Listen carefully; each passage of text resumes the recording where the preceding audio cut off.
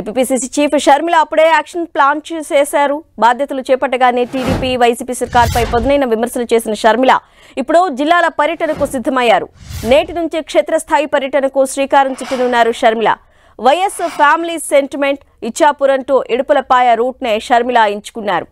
ఇప్పటికే వైఎస్ షర్మిల విశాఖకు చేరుకున్నారు. ఇవాళ శ్రీకాకుళం జిల్లాలోని ఇచ్చాపురం నుంచి ఆమె యాత్ర ప్రారంభించనున్నారు. ఇవాళ శ్రీకాకుళం, పార్వతీపురం, మన్యం, విజయనగరం జిల్లాల్లో షర్మిల పర్యటన కొనసాగనుంది. షర్మిల పర్యటనకు సంబంధించిన మరిన్ని వివరాలు మా ప్రతినిధి నరసింహ అందిస్తారు. నరసింహ,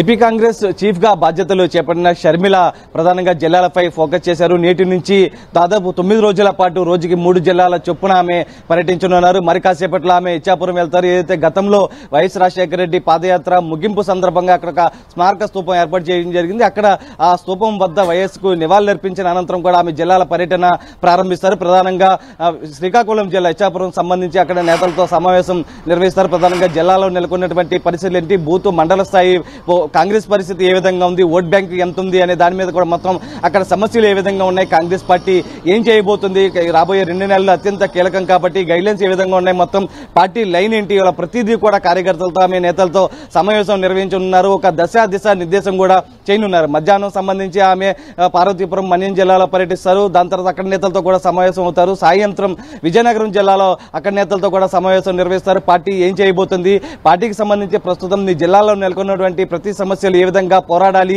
ప్రత్యేక హోదా ఒక కాంగ్రెస్ తోనే సాధ్యమవుతుంది కాబట్టి ప్రజల్లోకి బలంగా తీసుకెళ్లే విధంగా కూడా ఆమె దిశ నిర్దేశం కూడా చేయనున్నారు. ఇప్పటికీ ఒకవైపు ఆమె జిల్లాల పర్యటన చేస్తూ కూడా మరోవైపు పార్టీ చేరికలకు సంబంధించి కూడా ఫోకస్ చేయనున్నారు. ఇప్పటికే సీనియర్ లీడర్ కూడా కొంత బాధ్యతలు అప్పచెప్పినట్టుగా కూడా తెలిసింది. ఒకవైపు పార్టీ చేరికలు ఎవరైతే వైసీపీ అసంతృప్తి ఉన్నారో వారందరికీ పార్టీలో చేర్చుకునే విధంగా కూడా ఎవరైతే సీనియర్ నేతలు ఉన్నారో వారికి బాధ్యతలు కూడా అప్పచెప్పడం జరిగింది. ఇప్పటికే మంగళగిరి ఎమ్మెల్యే ఆర్కే కూడా రావడం జరిగింది. మాజీ ఎమ్మెల్యేలు జాయిన్ అయ్యారు. మరికొంతమంది టచ్ లో ఉన్నారంటూ కూడా సీనియర్ నేతలు కూడా కాంగ్రెస్ నేతలు కూడా చెప్తూ ఉన్నారు. ఏదైతే జిల్లాల పర్యటన ఒకవైపు ఫోకస్ చేస్తేనే మరొకవైపు పార్టీల చేరికలకు సంబంధించి కూడా ఆమె ప్రధానంగా దృష్టి సారించడం జరిగింది. ఏదైతే అన్ని జిల్లాల పర్యటన ముగించుకున్న వెంటనే ఆమె పార్టీ సంబంధించి ప్రతి జిల్లా నేతలతో అనుబంధ విభాగాలకు సంబంధించి కూడా ఆమె సమావేశాలు వరుసగా నిర్వహించున్నారు. ఎందుకంటే రాబోయే 2 నెలలే కాబట్టి సమయం తక్కువగా ఉన్న నేపథ్యంలో కూడా సీనియర్లకు కూడా కొంత బాధ్యతలు అయితే అప్పచెప్పడం జరుగుతుంది. జిల్లాల పర్యటన 31వ తేదీన ముగిస్తుంది. ఏదైతే ఇడుపులపాయలో ఆమె ముగించనున్నారైతే జిల్లాల పర్యటనలో ఉన్నటువంటి ప్రధానంగా నేతల నుంచి తీసుకున్నటువంటి ఫీడ్బ్యాక్ ఏదైతే ఉందో కాంగ్రెస్ పార్టీ పరిస్థితి ఏ విధంగా ఉంది, బలోపేతానికి సంబంధించి ఏ విధమైన చర్యలు తీసుకోవాలనే దాని మీద కూడా వచ్చే నెల మొదటి వారంలోనే సమావేశాలు నిర్వహించనున్నారు. ప్రధానంగా మేనిఫెస్టోకి సంబంధించి ఇప్పటికే ఒక కమిటీని కూడా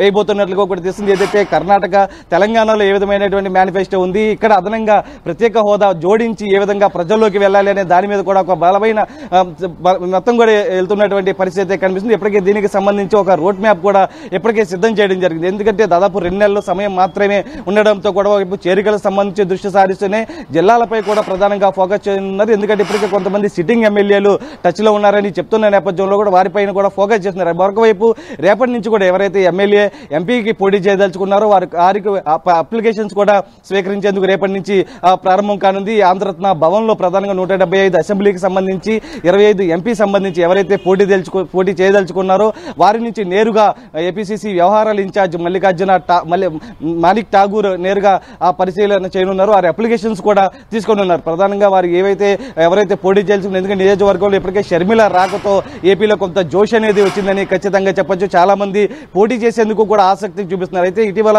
విస్తృత స్థాయి సమావేశంలో కూడా కొంతమంది సీనియర్ నేతలు కూడా చెప్పడం జరిగింది, ఎవరైతే పార్టీ కష్టకాలంలో ఉన్న సమయంలో కాదని కొత్త వారు ఎవరైనా వస్తే కనుక ఫస్ట్ మమ్మల్ని సంప్రదించి మాకు అవకాశం ఇవ్వండి, తర్వాతే వాళ్ళకి ప్రియారిటీ ఇవ్వండి అంటూ కూడా చెప్పినటువంటి పరిస్థితి. అయితే షర్మిల కూడా దానికి సానుకూలంగా చెప్పినట్లుగా సానుకూల స్పందించినట్లుగా కూడా తెలిసింది. అయితే రేపటి నుంచి దరఖాస్తుల స్వీకరణ అయితే ప్రారంభం కానుంది. Right Narasimha, thanks for the updates.